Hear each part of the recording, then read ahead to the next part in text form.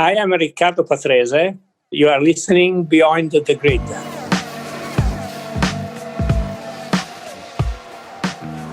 Hi everyone, and welcome once again to Beyond the Grid with me, Tom Clarkson. As ever, it's great to have you with us for what is a really exciting show this week, because my guest is none other than Riccardo Patrese, a driver who will be very familiar to all of you who watched Formula One in the 80s and 90s. Riccardo is one of the most charming and entertaining people I've met in racing, which is always a good start when you're recording a podcast. And he was no slouch behind the wheel either. 6 Grand Prix wins and 3 top 3 placings in the World Championship make him Italy's most successful driver since Alberto Ascari, who was killed back in 1955. What a crazy thought. But as well as success and speed, Riccardo also had incredible tenacity. His Formula One career spanned 256 starts across 17 seasons, which is a hugely impressive tally in any era, but particularly back in the 70s, 80s and early 90s, when the sport was still so dangerous. He also showed great mental resilience because he ruffled a few feathers early in his career and was ostracised by the establishment, the senior drivers led by James Hunt. Then there were the lean middle years between 1983 and 89, when he took only 3 podiums in 5 years. But it all came good later on while at Williams, and particularly when he was teammate to Nigel Mansell in 1991 and 92, the glory days indeed. So sit back and enjoy hearing from a living legend, a man who had 4 world champion teammates, Alan Jones, Nelson Piquet, Nigel Mansell and Michael Schumacher, and great friendships with people like Bernie Ecclestone and Frank Williams. There are some cracking anecdotes, including memories of that famous Monaco win in 1982, the race that nobody wanted to win. He talks about a prank played on him by Nelson Piquet. There's the inside story on that falling out with James Hunt, and much, much more. I hope you enjoy our conversation. Riccardo, welcome to Beyond the Grid. It's lovely to have you on the show. We're having to do this remotely through the internet. I'm seeing you though, and it looks absolutely beautiful at the moment down in Padua in northern Italy. Yes, the weather is very good. Unfortunately, we have this strange period that is going on that keep all of us at home. But fortunately, we have a nice place to stay. We can have open air, and we have also some horses with a stable behind the house, so we can ride. And so at the end, it looks like that we are out of the world, because actually the period is very bad. We know that there are people that they are not very good, and also the fact that you have to stay home. If you have the space, is okay. If you don't have, I think it's going to be very hard. So I have a privilege to be in a place like this, definitely.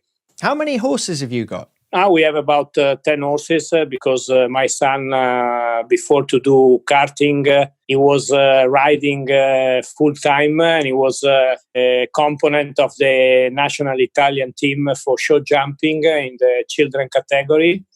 We went to do an European Championship in Fontainebleau in France with him. So we have quite good horses to jump, and we keep them in a good form because you have to move every day because they need to be like an athlete trained. So anyway, it's an interesting job also that. It's an amazing thing, you Patreses, because before you became a racing driver, you were a brilliant swimmer, you were a brilliant skier. I think, am I right to say you were in the Italian national ski team? Not really in the regional ski team group. Yes, trying to be then in the national team. Then I changed my aim, and I started to do karting, and then of course I became a racing driver. And yes, let's say that my life has always been full of sports. And my family too, my children, all of them, they were always taught to be sportive nature. Well, let's talk Formula One. And I'd like to start, actually, Riccardo, if I can, by asking you about that start record, that 256 starts that you made. And you had the record for 19 years. What did that record mean to you? Well, I always thought that was not a great record, but at the end of my career, I thought that if I could survive in Formula One for so many Grand Prix and so many years, it meant that the quality of the job I did was not so bad. Because, as you know, if you are good in Formula One, you can resist. If you are not, you are off. So being in Formula One for 17 seasons, I think it was proud for me. How did your passion for Formula One change during those 17 seasons? No, well, I think at the end, the passion was always there. Of course, I didn't have always a good periods. So I had to go through low and up because I started my career that it seemed very easy and quick that I could be a winner because of South Africa 78, it was my, I think, seventh Grand Prix. And I could win that Grand Prix if the engine didn't let me down. And then after that, I had to wait many Grand Prix before to have my first win. Then, okay, with Brabham, I went on the top. Then when I went to Alfa Romeo, I went down. And then, fortunately, to Mr. Eccleston that got me back in to Brabham team, I could restart to go up because I did 2 seasons with Brabham again, 86, 87. And then finally, I got the opportunity to go to Williams. And then I think it was my best part of the career, being with Williams. What, because you had that combination of experience and speed when you were at Williams? Well, of course, I was a mature driver and I had still the will to be aggressive because I had a lot of good results, but not really a top driver yet. And in that case, I saw that I could have the opportunity to go for the championship because we were fighting for the championship with the Williams Renault team in those years. So, of course, the motivation was very high. Actually, now, and of course, Mansell got to that championship in 92, didn't he? Because there's so much to ask you, can I just start by asking about some of your sort of the toughest teammates you came up against? You know, there were, 4 world champion teammates. You really put yourself through it, didn't you, with them? But Alan Jones, you were teammates with him at Shadow in 77. He went on to win the title, of course, in 1980. How tough was Alan? How fast was he? Well, I mean, you're talking about 4 world champions. So they were all fast and with different characteristics, but they were all tough. Alan, of course, he was not yet a world champion when he was my teammate. And because of that, we were very equal. No? We were trying with the same opportunities to raise our game. And we were very friendly. We went very well together in the year that we were at Shadow in 77. I think that he proved that he could be very, very strong driver. And, talking also with Patrick Head about him, he described him as a very, very tough person, always committed and with not much talking. He was always straight to what he had to do. So that was Alan Jones, and we kept always a very good friendship till he left Formula One, and still now.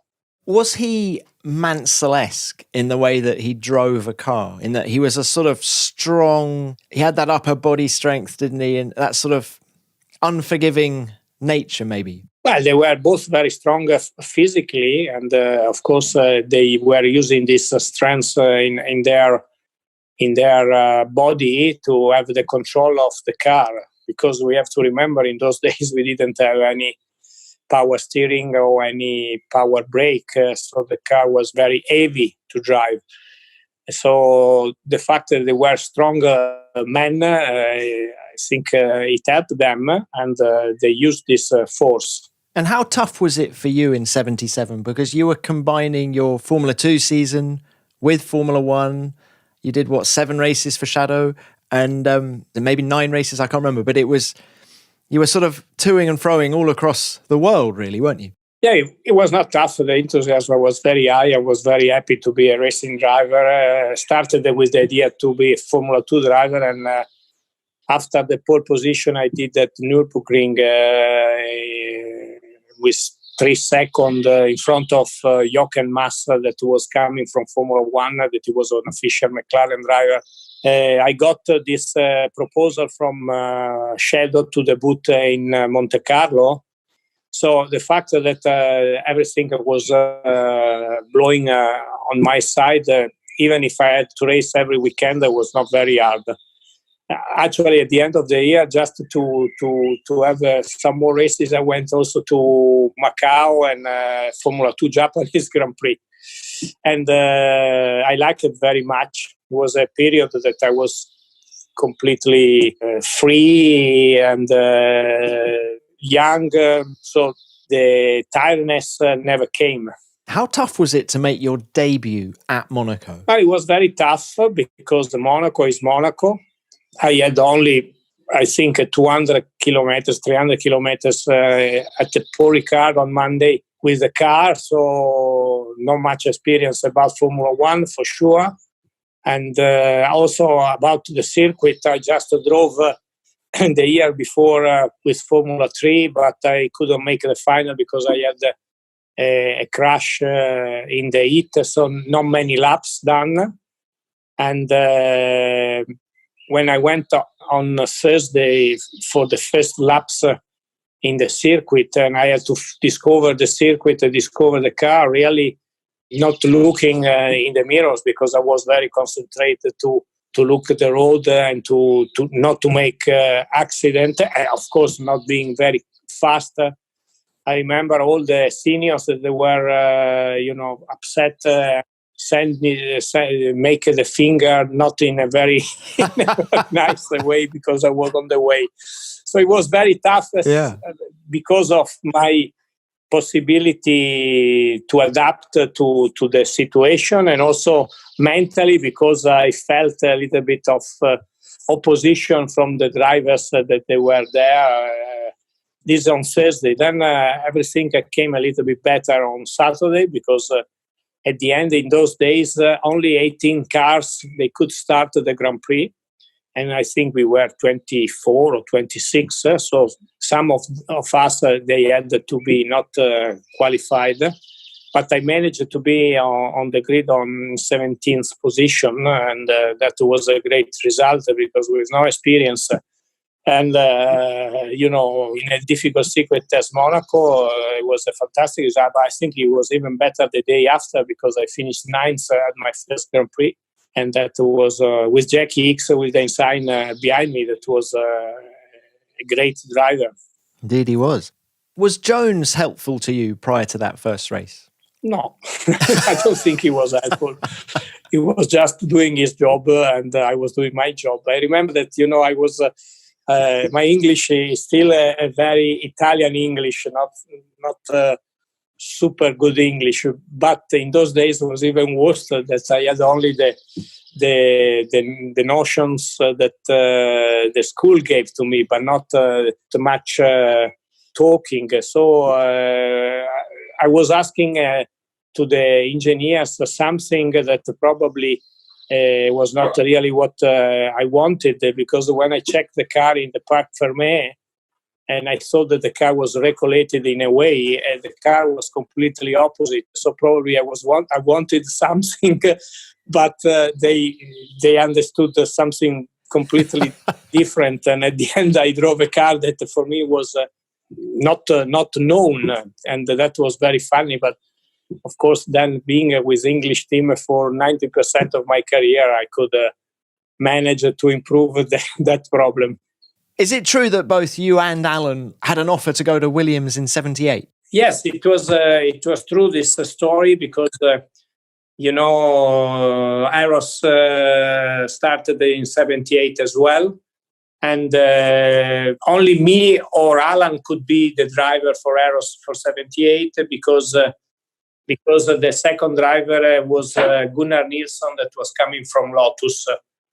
We didn't have an answer for a while, and in the same moment, Frank was building this new team with Saudia as a sponsor, and asked me or Alan, because he was doing only one car team for 78. He said, who between you and Alan give me a positive answer for next year is going to be my driver.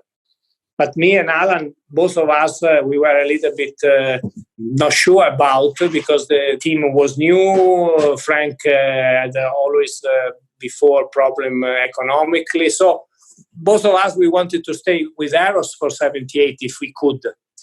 So the answer didn't come from Eros till Macau, after the Macau Grand Prix in the middle of November. And the answer was that they wanted for me to stay with the team, with Eros. So at the end, I decided to stay with Eros, and Alan, because he didn't have a chance to stay there, said yes to Frank, and he did the right choice, because at the end the team really started fantastic, and in 1981 he could win the World Championship.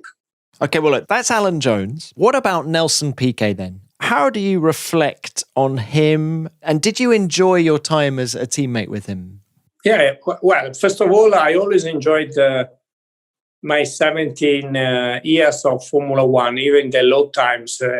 Now, I still have a very good relationship with all the teammates I had.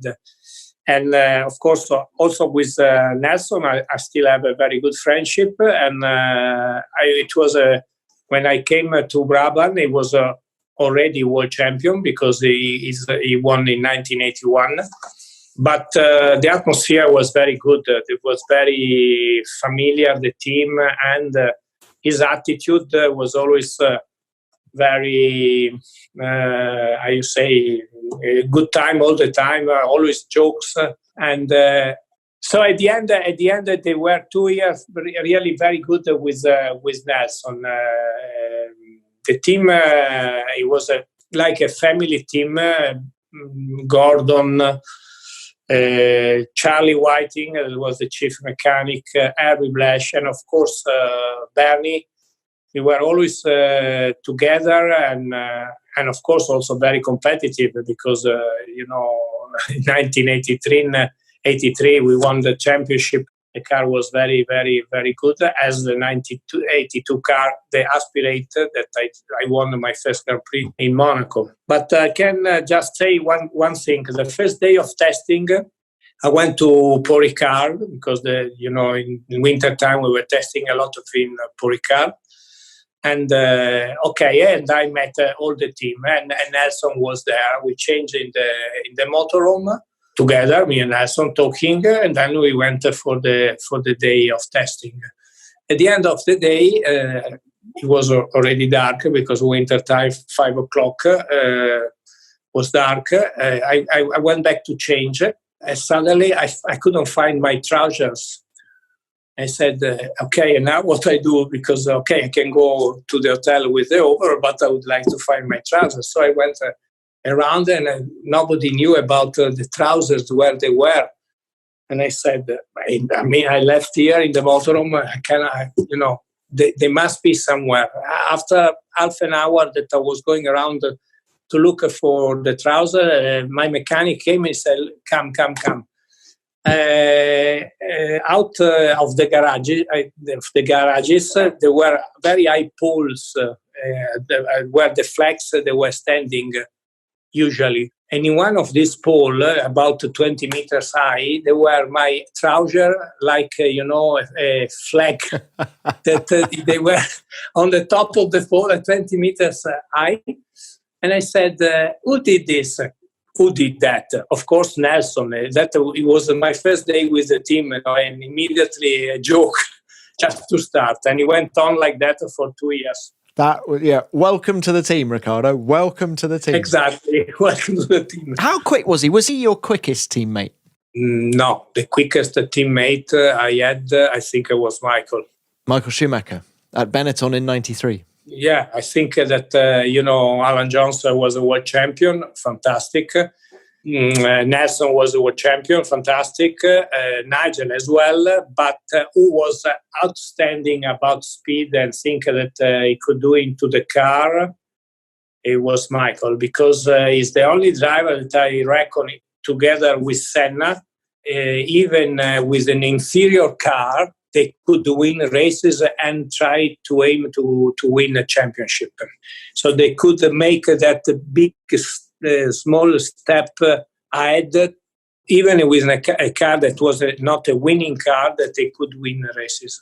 I mean, Alan Johnson, when he won the championship, he had the best car of that championship. He was stronger. The same for Nelson. Even if, he had to fight a lot, but especially in 1981, I think he had the very best car. In 83, the fight was very strong with Renault. And when Nigel won in 1992, we had a so superior car that he had to fight only against me.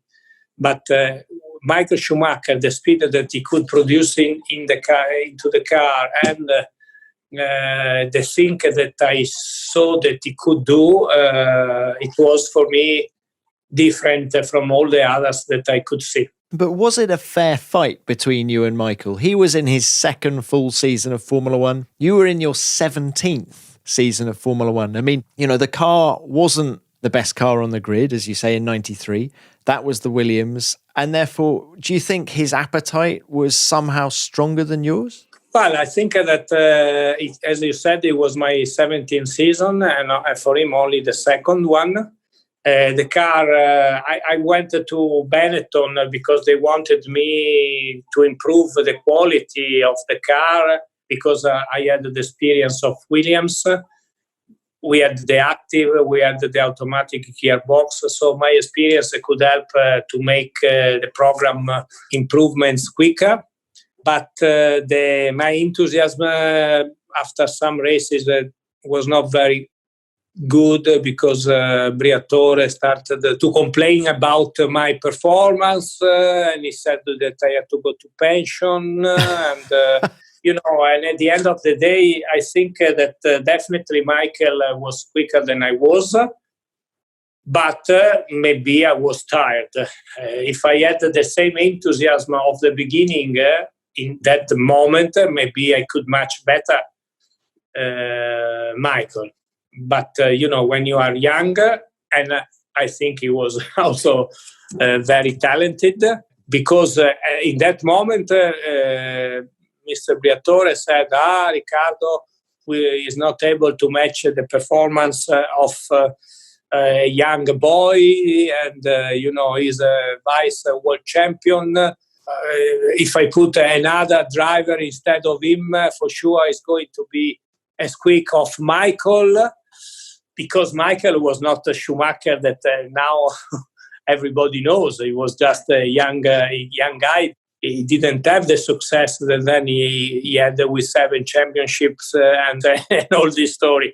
So because of that, he was giving me a hard time, because from his point of view, everybody could be as quick of Michael Schumacher, but I couldn't. At the end of the day, that championship, for sure, Michael was quicker than I was, but he finished 4th in the championship and I finished 5th, not very much far from him, just one position.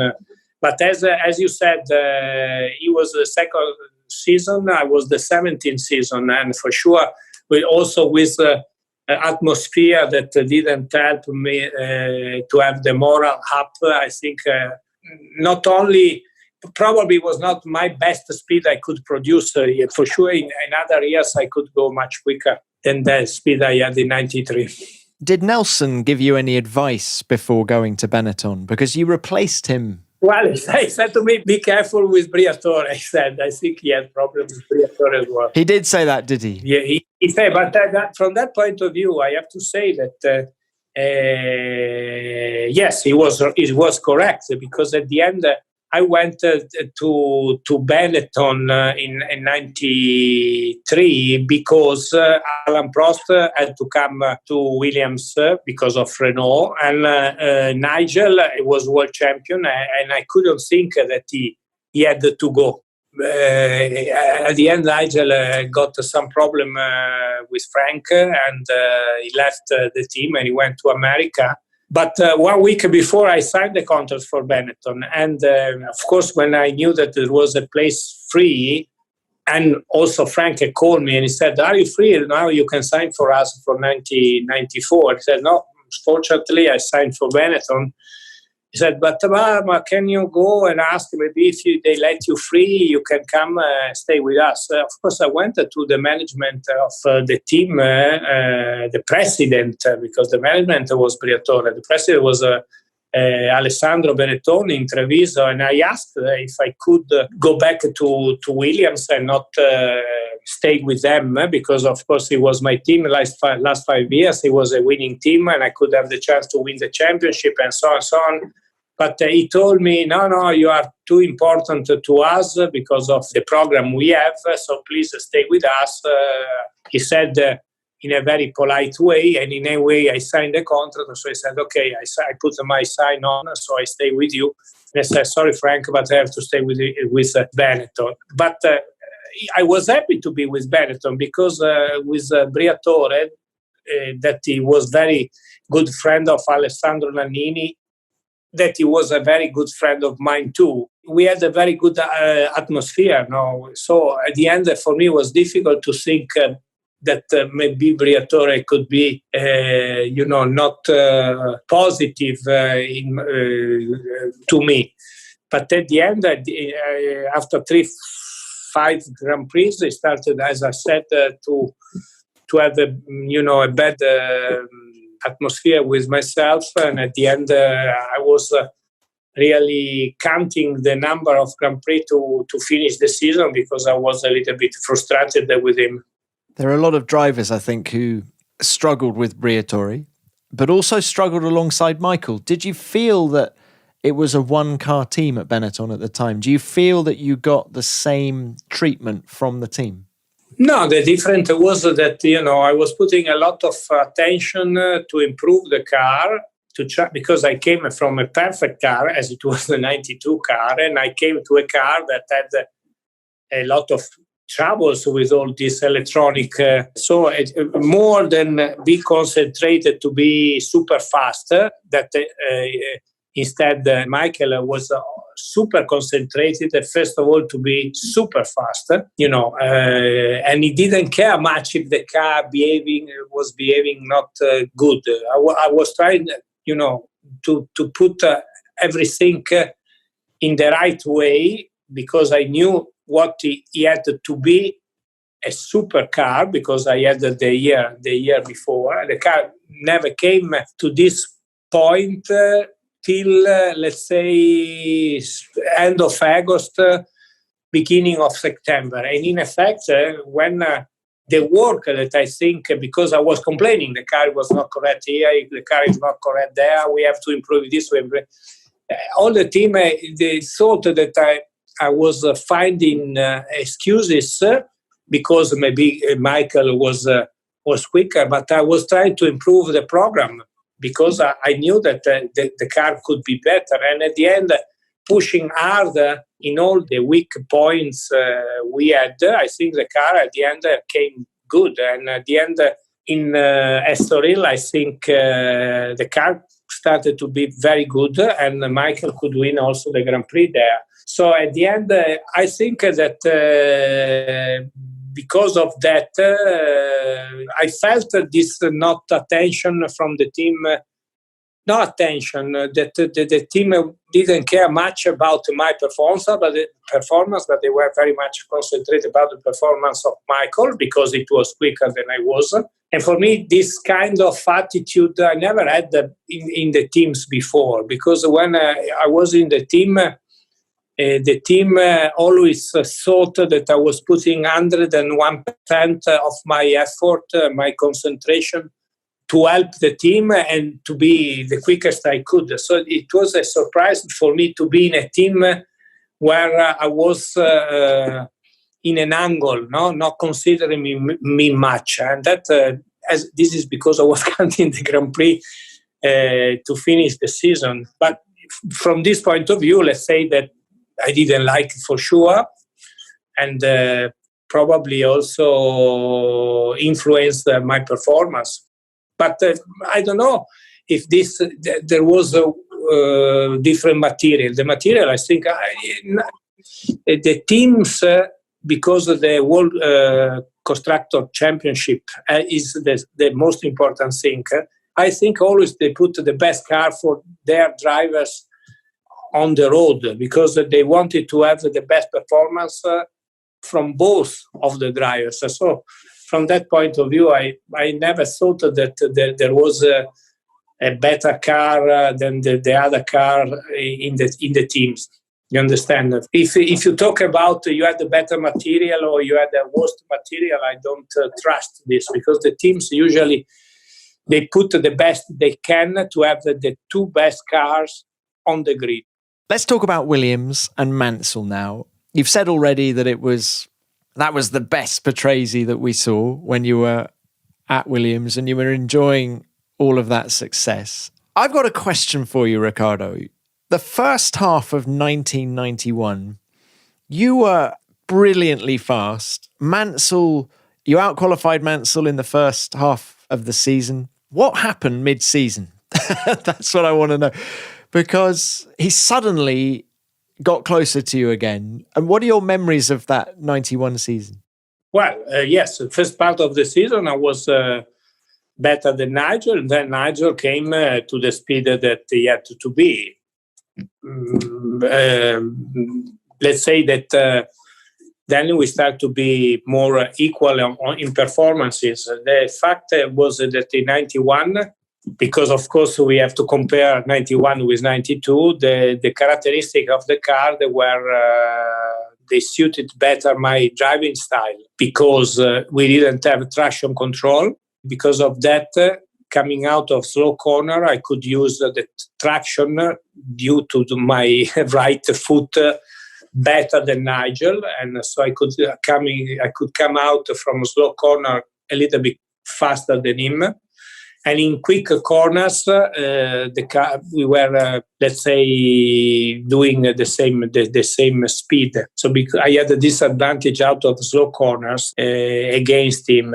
And in the 92 car that had a much more downforce had the traction control. So the advantage I had out of slow corner was completely gone, because the traction control electronically control this matter. And in the high-speed corner, because the car was producing a massive downforce, the steering wheel was very, very, very heavy. And because of that, and we were talking about the strength of the driver before, Nigel was stronger than I was. He could, handle the steering wheel a little bit more agile. He had more confidence in high-speed corner because he had more strength, and he could steer with less effort that I did. So what happened? If the advantage that I had in 91 was gone, slow corner, and in high-speed corner was the same in 91. In this case, in 92, no advantage out of slow corner and a little bit of disadvantage in high-speed corner, and Nigel was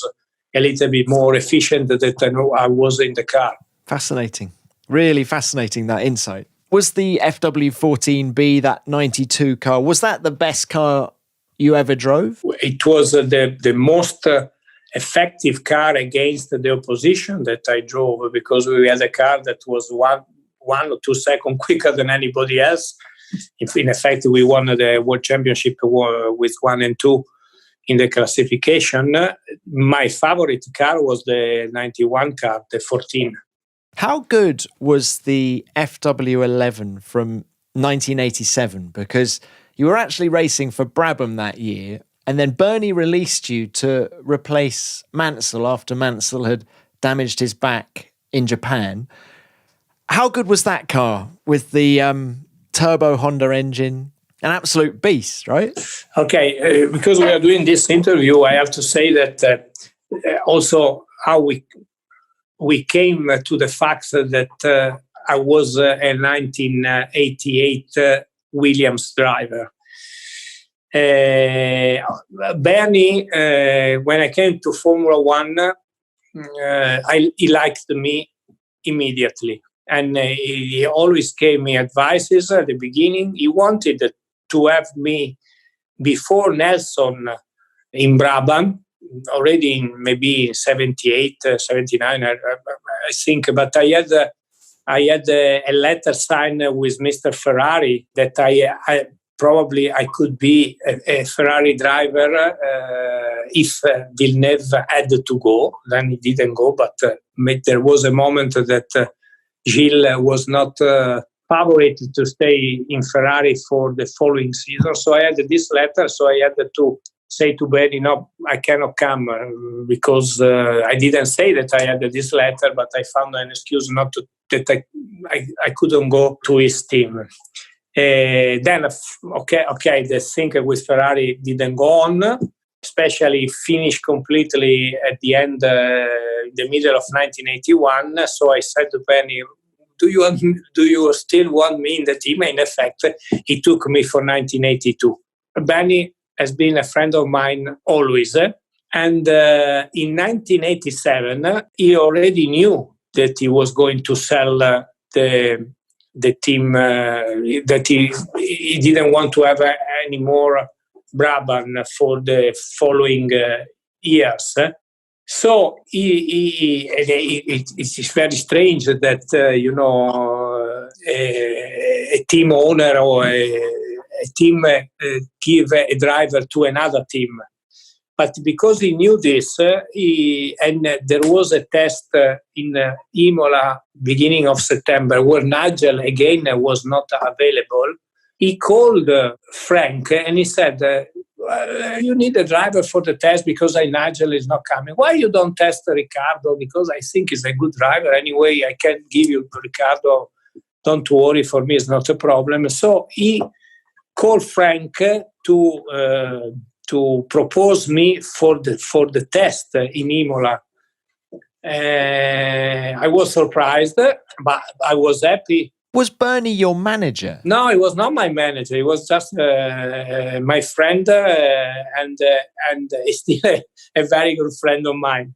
And he was a friend of mine. He liked me. Bernie is a person that when he likes a person, he's always on his side. If he doesn't like the person, then you can have a problem with him.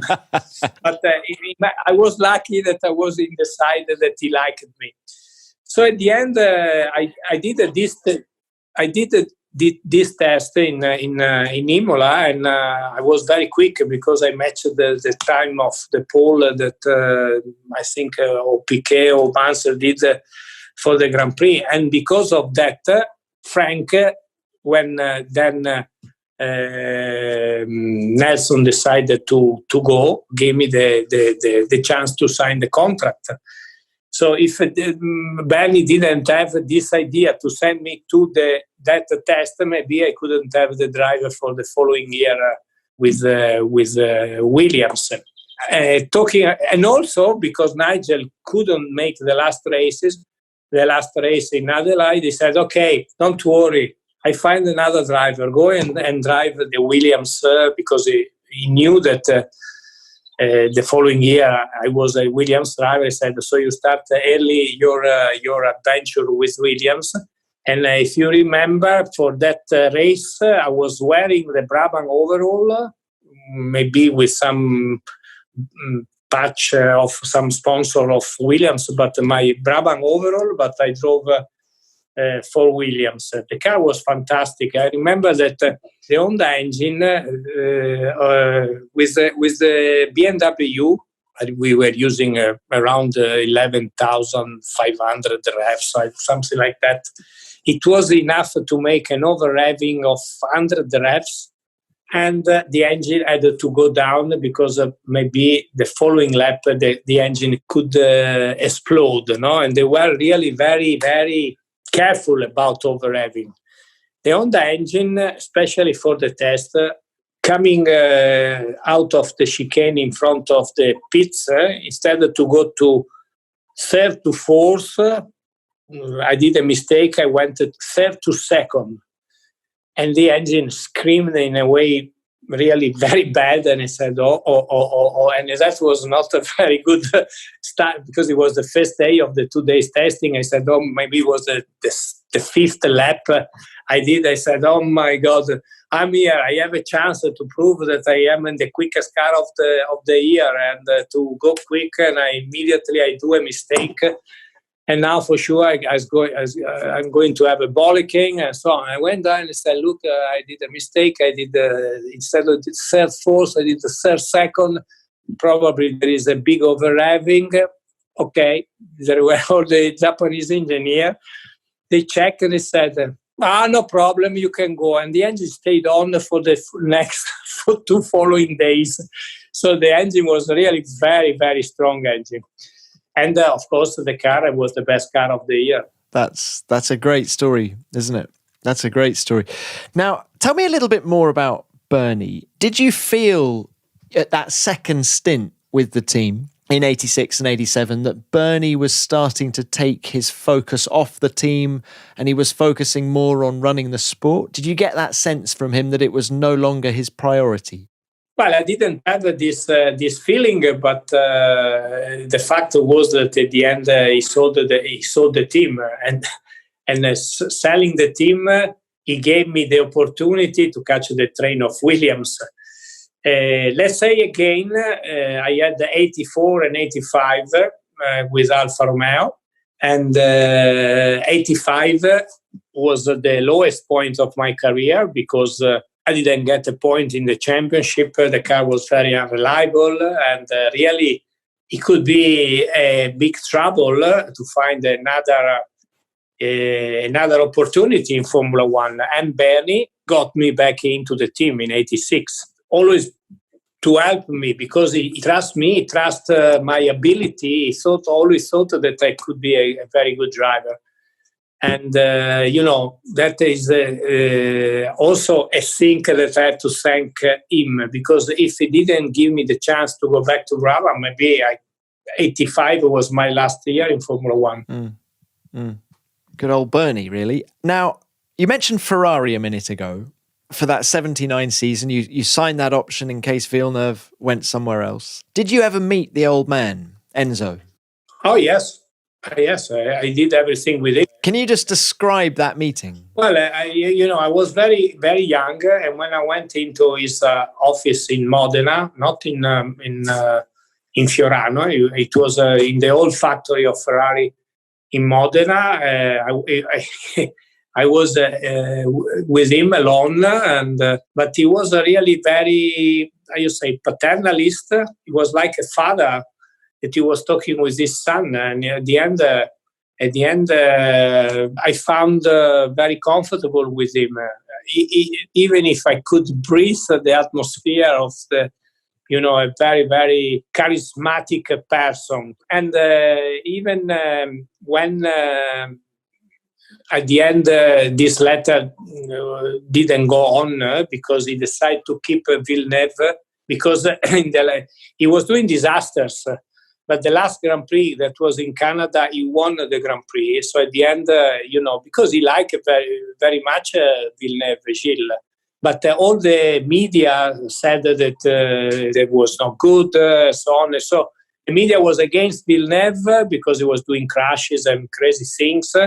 So at the end, he was prepared to replace him. But the last Grand Prix he won in Canada, so he had the strength to say, look, I chose Villeneuve, and Villeneuve won the last Grand Prix, so I keep Villeneuve. And this is because this letter didn't go on.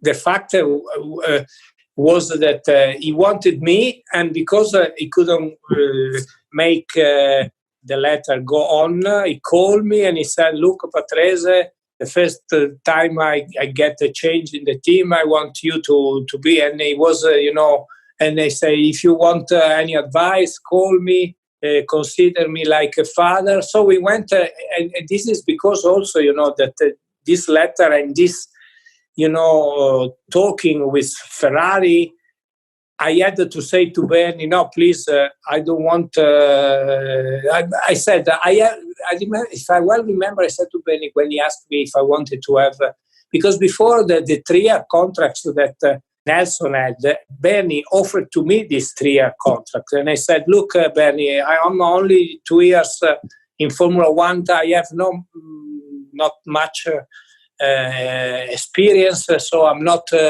Ready to come to a so big team as yours. So I had to find this excuse, but because I hoped that one day in the next period I could have a chance to go to Ferrari. But this thing completely went off in 1981 because there was a moment that it looked like for 1982 I could go to Ferrari. And because Della Casa called me and he said, maybe the time is good now that for next year. So I hoped that for 1982 I could go to Ferrari, but because of Piccinini that had, let's say, more, he liked more Pironi. They took Pironi at the end, and they told me that if I wanted to be free morally, I could go where I wanted. Then I said, okay, Ferrari. Okay, I waited too much. I called Bernie and I went to Brabham. So you understand? I don't know if I explained very well. Do you think you would have been ready for Ferrari in 79? An Italian driver at Ferrari.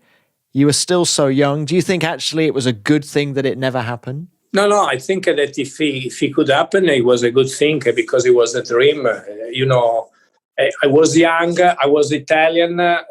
Ferrari, Ferrari was the best thing for an Italian driver. It was a dream that it could come true. So at the end, if I had the possibility, I don't know if I was ready or not, but let's say that with the enthusiasm I had, and in any way, the thing I did in those days that they were not so bad, I think I could manage to be a Ferrari driver. Ferrari was like a dream, for a young Italian driver to be a Ferrari driver. It was a dream. After 81, Ferrari was like a completely another team. In effect, around the 90s, I had some other contacts with Ferrari team, but because I had the option to stay with Williams, that was a winning team, I said, thank you very much. I stay with Williams. The difference was that the beginning was a dream, and then if I was convenient to go to Ferrari, I could go to Ferrari. Otherwise, I stayed with another team. I wanted to be in the best team I could have. Which year in the 90s are you talking about? When was that contact? It was first when Ferrari had Mr. Fiorio as a team manager. That Mr. Fiorio, I knew him very well because of the Lancia endurance program that we did together. And at the end of 1991, there was another engineer that I knew from Lancia that I think was Mr. Colombo, that was the manager. It was deciding things in Ferrari in those days, that asked me if I wanted to go to Ferrari for 1992. I said, look, I'm in Williams. Next year, I knew that the active was coming. I have the best car. Thank you very much. But I say I stay with Williams. Definitely the right decision. yeah, exactly. Because, after it was still, the Ferrari was in a very bad period. 79 was the last moment that they won the championship, and they had some good results with Michele Alboreto, but Arnoux, but the team was not on the top in those days for sure. It's funny, Riccardo, we're speaking today. It's the 19th anniversary of Michele's death today. Yeah, unfortunately, yes. We were very good friends and very good driver, very, very, very good driver. I think that if he had the right chance, he could be a world champion for sure. And when I stopped racing, I was always with him in Monte Carlo, and he said to me, you have to come back and do something, making some racing, something. And I say, but why you don't stay at home and you relax a little bit? He was like the kind of person, the kind of driver that he liked to be in the car all the time. And unfortunately, in that test, he had this sad moment. Fortunately, I was giving him the advice to stop, and he was giving me the advice to start again. Maybe I was more right than him. Riccardo, it's interesting, isn't it? I mean, just talking about Italian drivers, it was a very rich period for Italian drivers when you were in Formula One. There was yourself, there was Michele, there was De Angelis, De Cesare. I mean, there was a real Italian contingent. Yeah, we were a good team of drivers. There was one season we were 13 Italian drivers in Formula One. That's mad. We had for sure the help of the sponsors, many Italian sponsors that they were in Formula One, and also the quality. Let's say that myself, Michele, De Angelis, Andrea, and some others behind us, we were good. I think at the moment we don't have Italian drivers, not because they are not good, because there is not an economic support for them that they can go to Formula One. Because in these days is even more important to have somebody behind that help you to race. In those days, team managers, they were coming and trying to find talented drivers because they knew that a young driver had to be like an investment. At the beginning, for sure, the driver had to make mistakes, damages, but after when he started to be more mature, he can, all the money that maybe they lost with broken cars or broken engines, they could come back because, now to be like Hamilton or Vettel, a world champion, you must be as the old world champions, because at the top, I think an Hamilton, if you put an Hamilton in a 1983 turbo car, no problem for him. But what happened behind, let's say, the maximum level of driver, now the cars, they are in a way more simple to drive because of all the electronics, because of all the helps that the driver they can have, and because of that, and also the track are safer, so you cannot crash very often the car, and you cannot break mechanically the car. So at the end, you put a young driver, even a 17-old driver, and that he cannot make many mistakes and he cannot make many damages. So at the end, you can try a lot of drivers because you know that in a way nothing dramatic can happen. In the days I started, it was very, very easy to go off the track, and also from the health point of view, the cars, they were very dangerous. Now the cars, they are much more safe, and everything, is helping to have a safer situation, technically and also from the accident point of view. So because of that, in those days, they were looking very carefully who could go in a Formula One car. Mm-hmm, mm-hmm. No, I understand.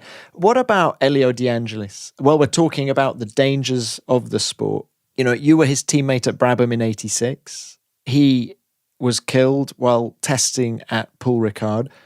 Were you at that test? Okay, with Elio in 1986, we became a teammate, and it was a situation between myself and him, not very friendly situation. We had a lot of rivalry during our careers. So we were teammates, but not really, let's say, happy to stay together in the team. Anyway, we were looking each other with not much confidence. During the first days of our relationship, immediately things went better. And at the end, before the start of the season, we were friends and we worked very well together. It was a surprise between us because, we never had so special feelings. So we started the season and we were good in a good mood, a good atmosphere. The car was this car, the 55, that was a completely new concept that Gordon, that always had the genius idea, came on. The car was very flat, and let's say, if you look, we were sitting down with our shoulders completely out of the car. You can understand it. In those days, the cars, they were not on the top for safety. If I look now, a car that I drove in those days, I said, okay, I had a lot of enthusiasm, a lot of passion, but I can see now that the car has really some problem for safety. Okay, in first Grand Prix, I was more efficient than Elio. Elio struggled a little bit with the car, and after the Monaco Grand Prix, I had to go to Paul Ricard. I don't know if it was Tuesday or Wednesday. Anyway, Tuesday probably, to make the test. And Elio, at the end of the Grand Prix, came to me and he said, Riccardo, look, I know that you are going to have this test. What do you think if I do the test instead of you? Because I need more time to adjust myself with the car. I needed to learn better the car. I don't feel comfortable. So if you let me to do the test, I gain sometimes. So I said, look, Elio, for me, it's not a problem. Let's ask the team. If the team is happy, you can do the test, no problem. So we did this, and the team said, okay, Elio can come and do the test. So at the end, the test was for me, and probably if there was not this request from him, I was in the car when the accident happened. And that was one thing that I cannot forget still now. No? As things that they can go in one way or in another, because maybe God decide what had to go on. Can you remember when you heard about the accident? Where were you? What were you doing? I was in Padua playing tennis with my friends, and somebody came to me and he said, "Look, Elio had an accident. They don't know yet how is his condition." So I called, and they told me that it was critical, and unfortunately, he died after. I think he died immediately because of all the hot gas he had in his lungs. How did that affect you? Did it affect your desire to get back in the car at all? No, I was not happy at all to go back to the car. We were in Spa, I remember, only one car, because Bernie decided to go there with only one car. At the first section, I went out, but I didn't have any desire to drive, and I was very sad, very, very down. And I remember that Bernie came to me and he talked to me for a while. And he said to me that he understood my moment. He had this moment with other drivers of his team or other friends of him that they died in racing. But he said that because I chose to be a racing driver, I had to accept this thing that it could happen. That for sure, Elio, he died, but he liked what he did, and because of that, I have not to be sad, and to respect his memory. I had to try to overtake the problem, go in the car, and do the best I could to respect his memory. And because of these words that he told me, he gave me the strength to go back to the car and to overtake the problem, and I went on. I mean, it wasn't your first brush with death because it happened all too frequently back then, didn't it? With Villeneuve and then actually Riccardo, of course, Peterson at Monza in 78. That must have been a very tough moment for you because you were being accused by people of causing the accident with Ronnie. How do you reflect on Monza 78 now? Well, I reflect that what was done from my colleagues was completely wrong. I think all the world has this opinion now that the fact that I couldn't race in Watkins Glen,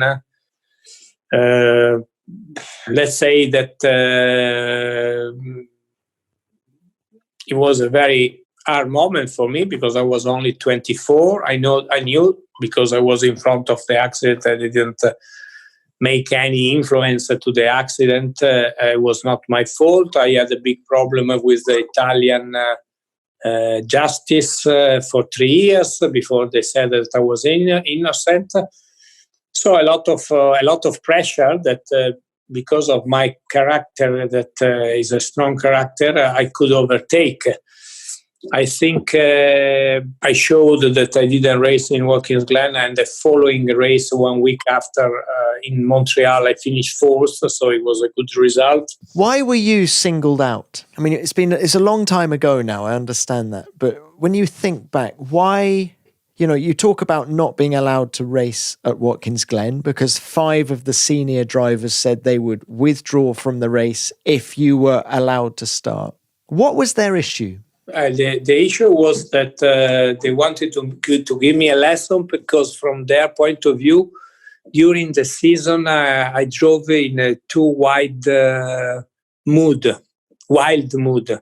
And because of that, they wanted to give me a lesson, not because of the Monza accident, but because of my behavior during the season.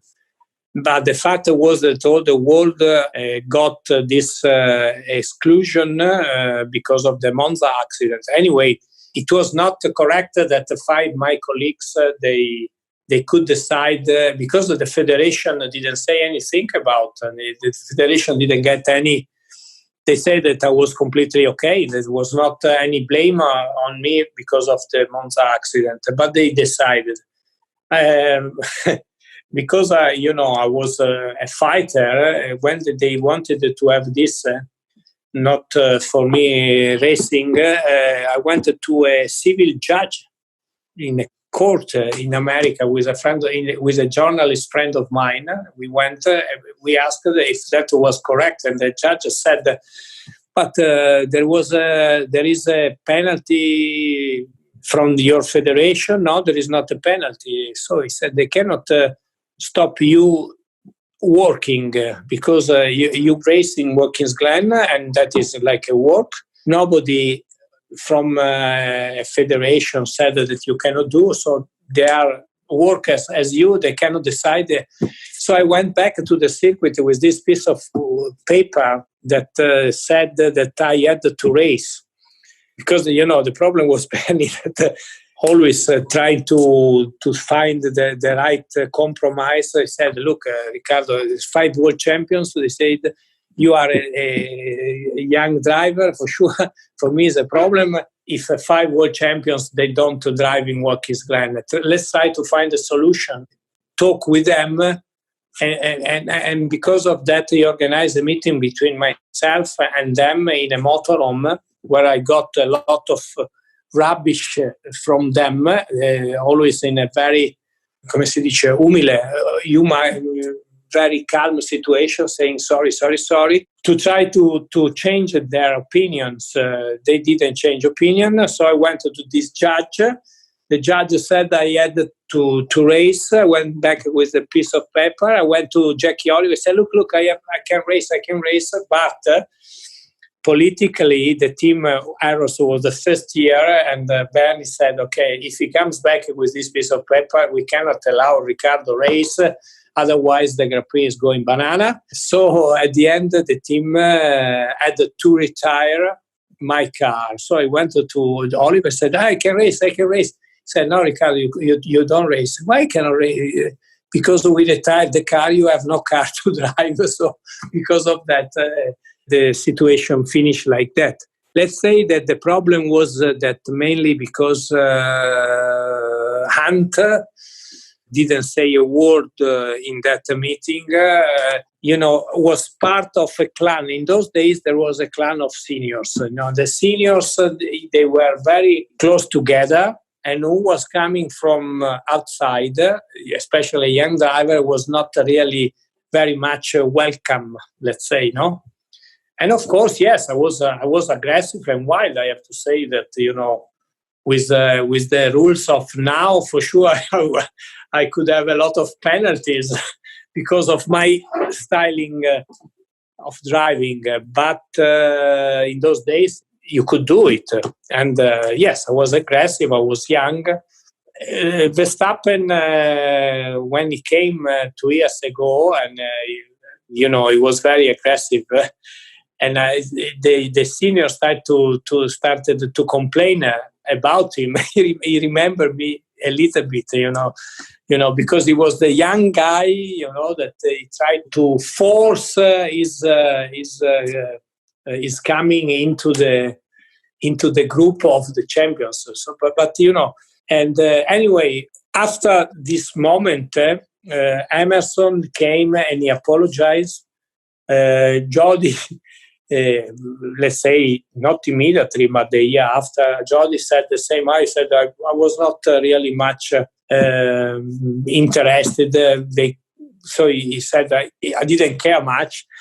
Who was there then? Okay, the strongest one that came against me in the future after this moment, there were Ant, that forever he always did the very bad comments about me. Did you ever have a civilized conversation with James Hunt ever again? No, I didn't have. The last conversation I had with him by chance was that he was in Bernie's motorhome, and I came in. And Bernie said to him, look, James, I think after these years, it should be good maybe that you apologize to Riccardo for what happened and so on. And he said, I don't apologize. I have nothing to apologize to Riccardo. And so I said, Bernie, okay, I don't worry, Bernie. I said, I come later because I had to speak with him. And before to go down from the motorhome, I said, I don't need James. I don't need your excuses, your apologies. But I want to say one thing to you. And going down from the stairs, I said, fuck off. But I don't think this is good to say. But really, this is my last words with Mr. James Hunt. You can tell Riccardo was very upset by how James Hunt had criticised him throughout his career. It continued when Hunt became a TV commentator. At the 1983 San Marino Grand Prix, Patrese took the lead from Ferrari's Patrick Tambay, and Hunt described what happened next. And Patrese's done it. He's towed past him on the straight. Well pleased he should be. He's only got to stand up, and the car's got to hold together to win this race, because he's quicker than Tambay, and Tambay really should have no reply. But Tambay is knocking out Patrese. Oh dear, that's a terrible mistake by Patrese. Only got to stand up, I said, and I had to say that looked like a real bit of Italian temperament from Riccardo Patrese. Now, he gets off the line, onto the marbles, and straight off. And that was really just a terrible mistake by Patrese. He obviously, his concentration was at fault. It looked like, I'm afraid, he just got completely overexcited, or so it would appear. And in South Africa in 1992, after the pre-season driver weigh-in, Hunt couldn't resist highlighting Patrese's inability to match teammate Nigel Mansell's weight. Nigel Mansell has arrived leaner and fitter than usual with he says, a newfound attitude, and it certainly looks that way. He's very positive, and he has absolutely dominated practice and qualifying here in the last few days. In contrast, his teammate Riccardo Patrese has gone the other way. He weighed in at the 6-monthly weigh-in for the drivers, heavier than Mansell for the first time ever, and once he saw that, he seemed to go into a decline and has really not delivered at all, considering how dominant the Williams has been. Mansell leading, Patrese second. Senna is in third place. Senna certainly will be very frustrated now. Patrese was really not up to scratch at all in qualifying. There was nothing wrong with his car, according to the team. He just seemed depressed about being fatter than Mansell.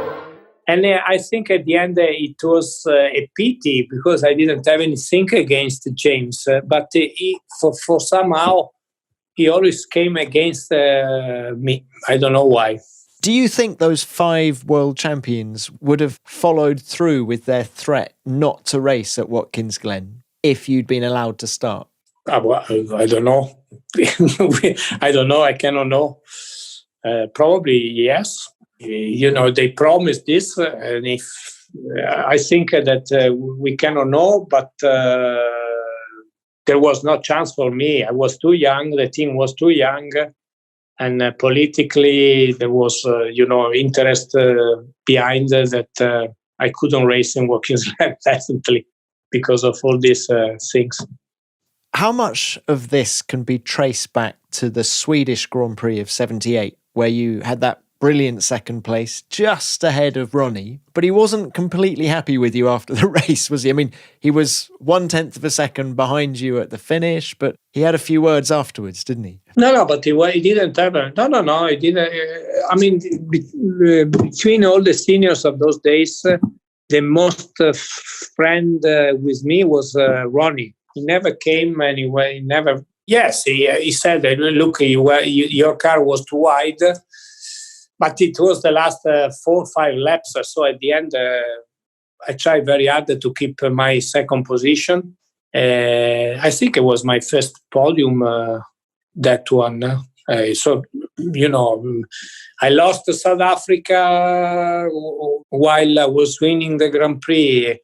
I was always competitive, so on. So at the end, I was trying desperately to have a good result. But yes, he said to me, your car was too wide, but he was not, he didn't say in a very bad mood.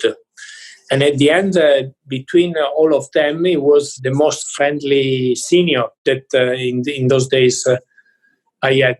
So when the accident happened, I was really very sorry for him and very sad. Let's talk now just about some of the high moments. And that mad first Grand Prix victory for you at Monaco in 82.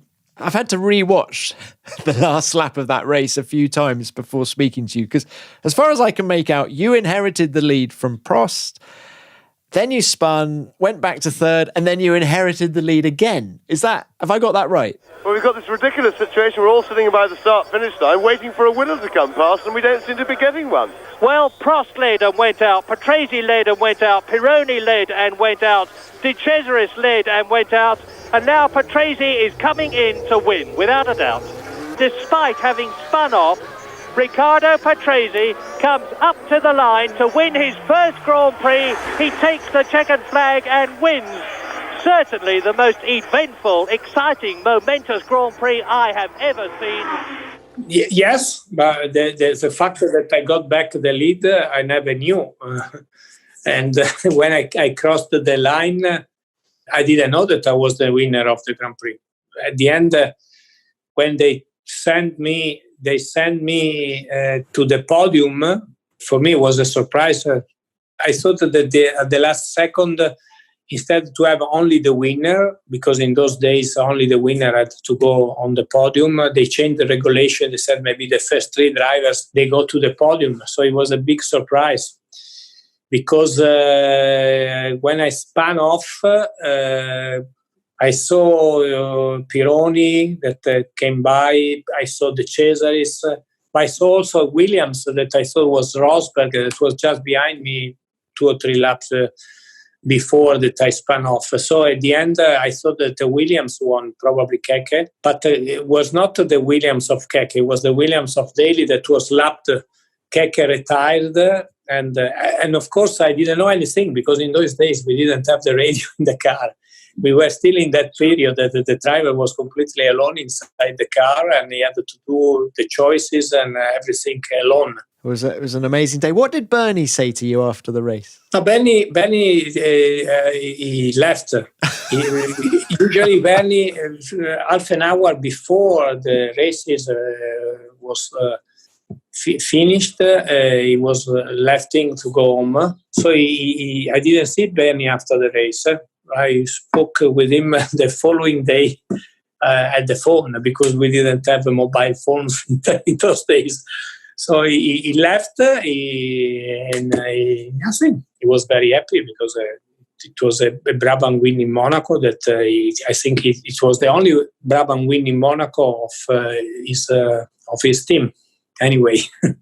It was a mad victory. But of your 6 wins in Formula One, which one are you most proud of? I liked all of them, of course, because a winner is always the most one that I remember with most biggest pleasure is Imola 90 because it was a coming back to win after low moments, as I said before, the Alfa Romeo. Anyway, it was a long period because before was 83 South Africa, and then I had to wait for 7 years before to win again. That was Imola. And also because of what happened in 1983 in Acque Minerali when I crashed, there were some polemics with the Italian publics. So at the end to win in Imola and having also the Italian people cheering up for me was nice. I thought you were going to say Mexico 91. Mexico 91, I liked it very much because to beat Nigel and Senna is something very important. And the way that I won, that was dominant, I think it was fantastic. But let's say that I remember more Imola because of this fact of 1983. And then the fact that I won in Imola in 1990, it was like my own Grand Prix because Imola was like my own circuit. But I like all my wins. I think these wins I deserve it, and probably I deserve it. I deserved more wins than 6 because if you look how many times I was leading a Grand Prix and the car let me down, and finishing 19 times second, and the guy in front of me never stopped, probably at least a double of 6 I could win in my career, that's for sure. You definitely deserve more than 6. You mentioned Senna there. How was your relationship with Ayrton? It was very good. Was there ever an opportunity where you may have been teammates together? There was the opportunity in Ferrari because Fiorio wanted to have a team of Senna Patrese in Ferrari, but it never happened for me, and it never happened for Ayrton too. This is the only moment that I think we could be teammates.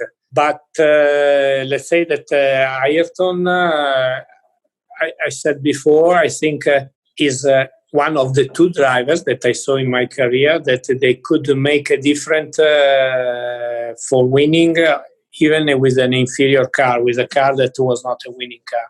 It was him and Michael Schumacher. Sure. And if you could pick one of them, if there was Patrese Grand Prix and you could have one of those 2 drivers, which one would you choose? Schumacher or Senna? Sorry, who is the best between Schumacher and Senna? Yeah. That's basically what I'm saying. Yeah. No, really, I cannot say that. I put on the top both of them. They were very different, I think, but at the end they were outstanding, the same. I think both of them, they had very bad luck in life. They were lucky when they were racing, but very bad luck in life. And I'm sad for them, for what happened to them. I'm also interested that your Formula One career came to an end in 93. You didn't look at IndyCar. You didn't look at a career in the Sports Car World Championship. Obviously, you'd done that before with Lancia, I understand, but you were ready just to hang up your helmet. Well, yeah, so I was tired to go around with my suitcase every week. And at the end, I prefer to stay home, but not immediately, because when the 94 season started, I still had some, will to stay in Formula One, because it was very hard to see everybody starting the season and staying home. So let's say that I didn't decide yet 100% at the beginning of 94 that I was completely off.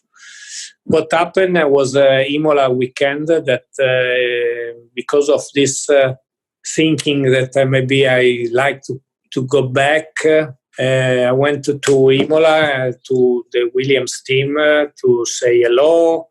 And I had the idea to propose myself to do some tests for them, because I knew that they had the problem with the passive car, that they came back because the active was banned after 93. And I was the last driver that I drove a Williams passive, the 91 car, the 14. So I said that maybe I can give them some help to put together the car, because the car of 94 didn't handle very well. And Senna had the problem with Schumacher that I think won the Brazilian Grand Prix before to go to Imola. So anyway, with this idea to go and make some tests, I said, if I go there, I know that they like me. I know that they appreciate my work. And if I am quick, maybe for 1995, I can have back a drive with Williams and Ayrton, because in those days, Damon was just the newcomer, no? And I thought that maybe I could have that place. So I went there and I said this to Frank and Patrick, and they said, yes, fantastic. And then we went and we talked with Ayrton, and Ayrton was enthusiastic as well. And so we had a conversation all together. This was a Saturday afternoon after practice. And so I left Ayrton just to say bye-bye. Next test, we will meet. He said, yes, I'm happy to work with you. So very friendly conversation, and I left. And on Sunday, I was watching the Grand Prix, and the sad accident happened. Immediately, I said, here, the fact is that maybe it's not. They don't need any more a test driver, they need a racing driver back. Anyway, I saw the Williams team in Monaco for the following Grand Prix. Frank wanted to talk with me, asking if I still had the idea to be with them, and maybe they needed not a testing driver, but a proper driver, and I still said yes. But in those 2 weeks after the accident, I didn't live very well. I had always conflicts. I was not happy with the fact that I had to go back to the car. So at the end, when finally it looked like that I really had to go and replace Ayrton, because I didn't feel very comfortable with this situation, because I started to think too much about it. But Ayrton he was the most expert driver. He was in the team that I considered always the safest team. I knew how much care they put into the car, and it happened to him. Maybe it can happen to me as well. And if I stayed for so many years in Formula One and I'm still alive, maybe I go tomorrow and maybe it can happen to me. So anyway, I had too many doubts about that I never had before. So because of that, I decided that for me it was over. I called Frank and I said, look, if you had the idea to have me as a driver, it's better you consider another option, because at this point, probably I decided that for me, Formula One and for driving generally is over. Frank said, are you sure? Yes, I'm sure, because I don't feel confident. So thank you very much. And I put down the phone, and that was over with Formula One. And when you put the phone down, was it a weight off your shoulders? Did you immediately feel different having said that to Frank? No, I knew that I decided that, yes, it was over. And in effect, I didn't have any regrets after that. And because of that, I was with the mind free. As you saw, I went away also from the ambience of Formula One for many years, when I stayed calm with my new passions, my new hobbies, with the family. So I changed my perspective, definitely. Wow. Riccardo, yours is an amazing story, and it's funny to think that history is now repeating itself with your son Lorenzo. Oh, yes, Lorenzo, as I told you before, it was planned to be a rider, but 2 years ago decided that he wanted to try to do some karting, even if I didn't want much, because here at home we have everything, facilities to be good with horses for jumping. So I was not much pro this, but he insisted. And at the end, I have to say that because he started late compared with other colleagues, that they start when they are 7, 8, he started when he was 11. He did a good improvements, and so I said, okay, let's go on with karting. But at the end, I enjoyed very much, because, of course, the time is going backward, because I was a karting driver as well. I started my career with karting and I had the peak satisfaction with the karting world champion. Yeah, so because of that, at the end, we like to be in this world. He likes, of course, and I like as well. The difficult part when he's out of karting, if he wants to be a racing driver, because as I said, you need to have support, because otherwise economical or somebody that take you in this academy and help him to Formula One. That it means he has to race F4, F3, F2, and you need a lot of money, because without money you go nowhere in these days. I find it amazing that there has been no Italian world champion since Alberto Ascari. Maybe Lorenzo is that man. I don't know. It's too early to say.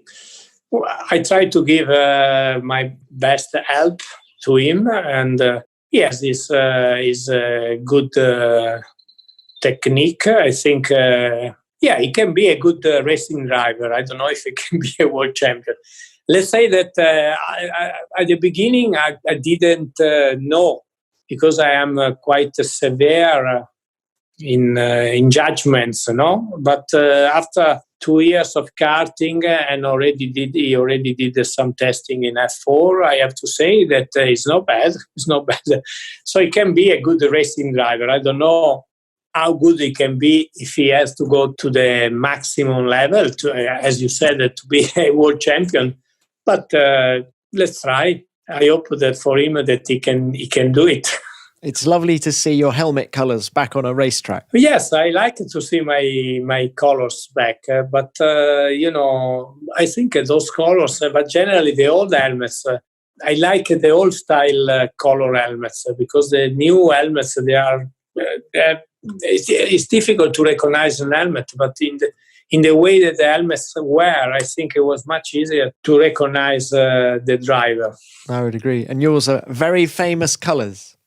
Riccardo, it's been wonderful to chat. Thank you very much for your time. And the weather looks fantastic down there in Italy. So I suggest you get out there. Get with those horses. Thank you very much. It was a pleasure to talk with you and all the fans. And so have a nice time also in England. Let's hope that this situation finishes soon and we go back to action. Great stuff. Thanks, Riccardo. Thank you. Ciao.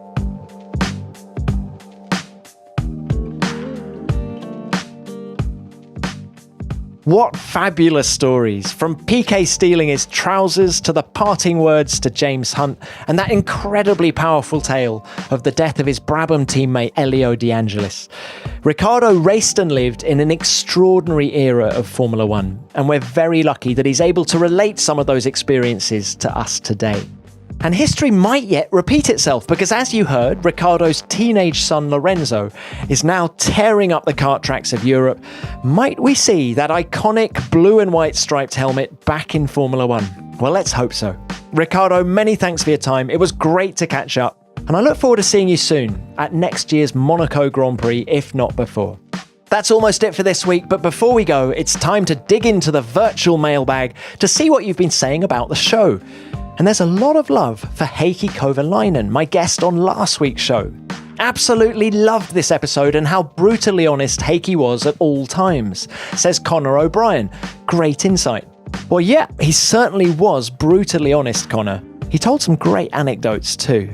And Thomas wrote in to say this: just listen to the Heikki episode. He gave amazing insight into the management side that I hadn't expected. These podcasts have been a godsend to me as I repaint the house. It's like watching paint dry, isn't it, Thomas, eh? Thanks for the note. It's great to hear from you. And Noah Motor said, I really loved the episode with Heikki while I was running a few kilometres on my treadmill. Not many times one has the chance to listen to such a candid conversation. Heikki did show a very humble personality. Really like this chat. Thanks, TC, for bringing the interesting stories. You're welcome, Noah. Thanks for listening and keep up the running. And a quick shout out to Joachim Diadand, who sent in a picture of him listening to Beyond the Grid whilst driving his Ferrari red lawnmower. Great pick. Keep them coming. Well, that's it for this episode, but we'll be back next week with another big name from the wonderful world of Formula One. In the meantime, if you want to drop me a message about the show and potentially get a shout out right here, I'm at Tom Clarkson F1 on Twitter, or you can use the hashtag F1BeyondTheGrid. Thanks for listening, everyone. As ever, Beyond the Grid is produced by F1 in association with Audio Boom. Until next time, keep it flat out.